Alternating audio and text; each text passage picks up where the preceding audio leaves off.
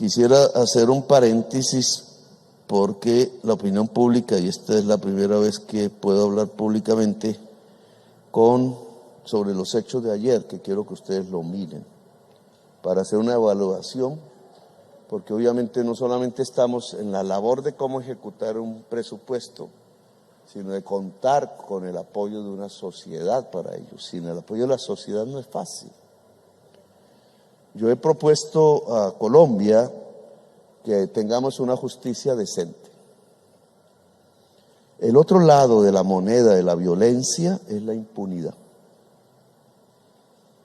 Digamos, la impunidad no es más sino la consecuencia de que nos matamos los unos a los otros y que más matan los que tienen el poder. Poder de facto. A veces ha resultado que también el electo, en desgraciadas ocasiones. La impunidad implica que seamos capaces de hacer justicia, es decir, que haya verdad. Al presidente le corresponde la función constitucional de entregar una terna de fiscales. Es lo que dice la Constitución. Yo no sé si sea lo mejor o no, eso se puede debatir. Pero dada que esa es la norma constitucional, se me ocurrió presentar una terna de fiscales que yo no conociera personalmente, que no hubieran tenido ninguna actividad política o familiar conmigo, un mensaje diferente al pasado, y que a través de su vida, por lo que se sabe de esas personas, hubieran demostrado capacidad y valentía de enfrentarse a la investigación y por tanto de luchar contra la impunidad. Todas las tres mujeres.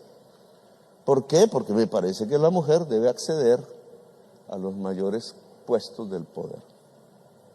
Eso ha desatado una tormenta. No creí que eso sucediera en Colombia, pero una tormenta terrible.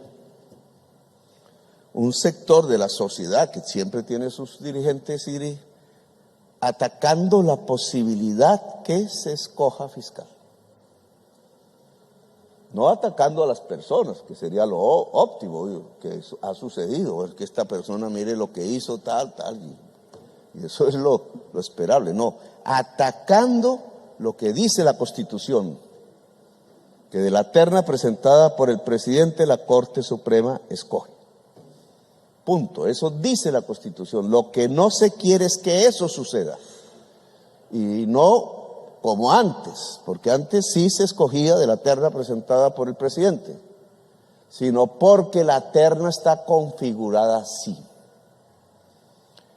Es decir, en tiempos pasados, si en la terna iba alguien del que se podía dudar con cierta credibilidad de que estuviese ligado a intereses políticos o a intereses criminales en la corrupción, o peor aún en el narcotráfico, nunca había problema. El único problema ha aparecido si en la terna hay personas decentes. Qué paradoja de la vida colombiana. Ahí sí hay un problema, y no proviene de los mecanismos habituales, pongámosle esa frase, con que los magistrados de la Corte Suprema escogen, se demoran, etcétera. Bueno, eso es la habitud. Proviene de sectores ajenos a la justicia incluso.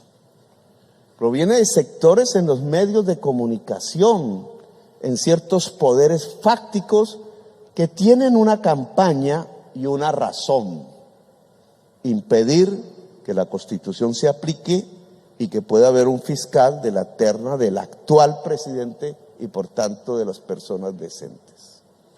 Les voy a mostrar un Twitter y termino, un trino de esos que llaman ahora en las redes. Esto no surgió en Colombia, esto se hizo en Miami, se irradió por todo el estado de la Florida y fue la fuente de la información en Colombia.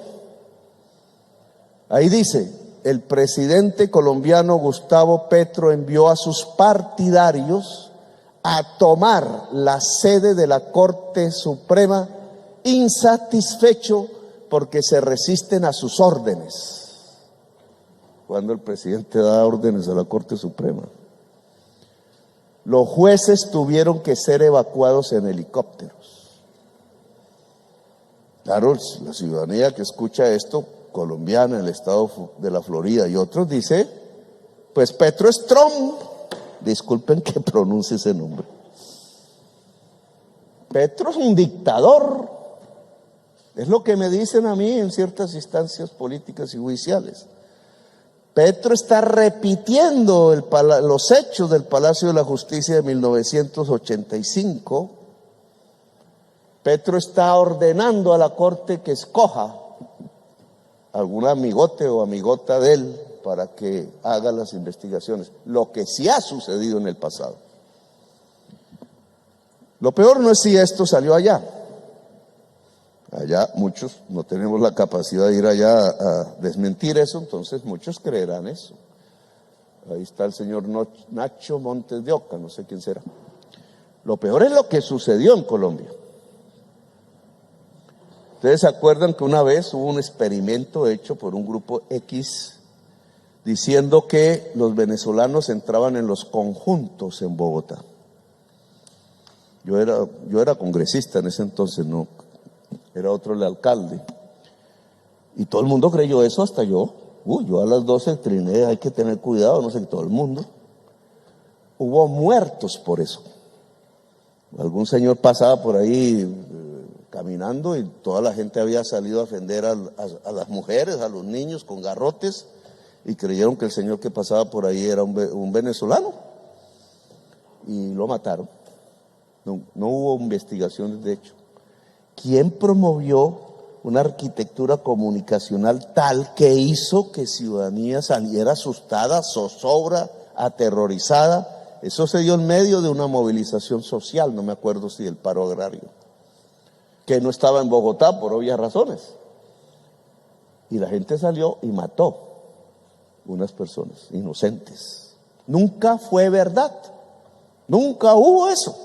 Eso no existió, sino en una burbuja virtual construida a través de las nuevas tecnologías. Señor general, usted tiene que investigar esto, porque esta es una nueva realidad que solo las redes nos producen.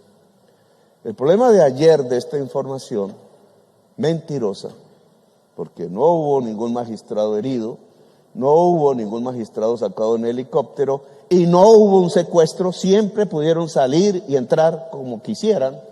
Es más, no salieron porque ellos le dijeron al general de la policía que no querían salir, sino que iban a trabajar más hasta la hora en que salieron. Pero en la opinión pública había otra historia, otra realidad. ¿Cuál era la realidad? Esta, porque medios de comunicación y dirigentes políticos cogieron esta información y la volvieron noticia real. Un concejal de Bogotá me increpó diciendo que cómo yo dejaba que secuestraran a los magistrados o que había convocado la marcha y que el producto de eso era que los magistrados habían tenido que salir por helicóptero. Yo salí caminando del Palacio de Nariño, no había helicóptero, ni siquiera los de la presidencia, no había necesidad. El general de la policía llegó caminando y entró al Palacio de Justicia y habló con los magistrados que le dijeron además, no hay necesidad, porque yo di la orden de despejar la zona y ellos dijeron que no había necesidad. Los magistrados salieron de sus carros. ¿De dónde salió esta fantasía noticiosa? Esta construcción de una realidad que no era la realidad. ¿Cómo la prensa se pone al servicio de esto? Aquí pudo haber muertos de verdad, como sucedió con los de los conjuntos de edificios. Pero no solamente eso, sino la búsqueda de un objetivo político, que no es tratar de equiparar al presidente de la República, porque fue del M-19, con unos hechos de 1985 que entre otras empieza a aparecer una realidad terrible, pero no voy a hablar de eso, porque no se trata de esta reunión. Ese fue el primer objetivo, y entonces un Petro Trump mandó las hordas a tomarse las instituciones porque no le hacen caso, como si yo fuese Trump. Yo soy lo contrario de Trump. En cambio, sí, los que hacen esto son amigos de Trump, lo tengo que decir. Pero hay un objetivo detrás. El objetivo detrás es que no se escoja, como ordena la Constitución, ella sí lo ordena, fiscal. ¿Por qué? Porque piensan que una fiscal decente acaba la impunidad. Y ellos son los protagonistas que se benefician con la impunidad. Y construyeron esta historia falsa para tapar el hecho que decenas de miles de colombianos y colombianas salieron a las calles a pedir que haya una justicia transparente, que las instituciones sean transparentes, que las instituciones no se pongan al servicio del crimen. Y entonces estamos ante una paradoja. Aquí todos somos de grupos políticos diferentes, de derechas, de izquierdas, de todo, un arco iris. Pero no debería ser un acuerdo nacional que las instituciones no se pongan al servicio del crimen. No debería ser legítima toda expresión ciudadana, cualesquiera que sea, si es pacífica, que pida y diga que quiere instituciones democráticas. ¿Por qué hay un sector de la prensa irradiando la mentira solo con el fin de que se mantenga la impunidad? ¿Por qué? ¿Porque se cobija el narcotráfico? ¿Porque se cobija la ligazón del narcotráfico con el genocidio del pueblo colombiano? ¿Porque se encubre la ligazón del narcotráfico con el poder político en Colombia y el económico? Y entonces se volvió revolucionario, subversivo, bolchevique, comunista y no sé qué más, el que simplemente se presente una terna de mujeres decentes para que la Corte pueda decidir libremente cuál de ellas es la nueva fiscal general de la nación. Yo cierro ahí este paréntesis, pero esto tiene que ver con la conducta democrática con las poblaciones que gobernamos.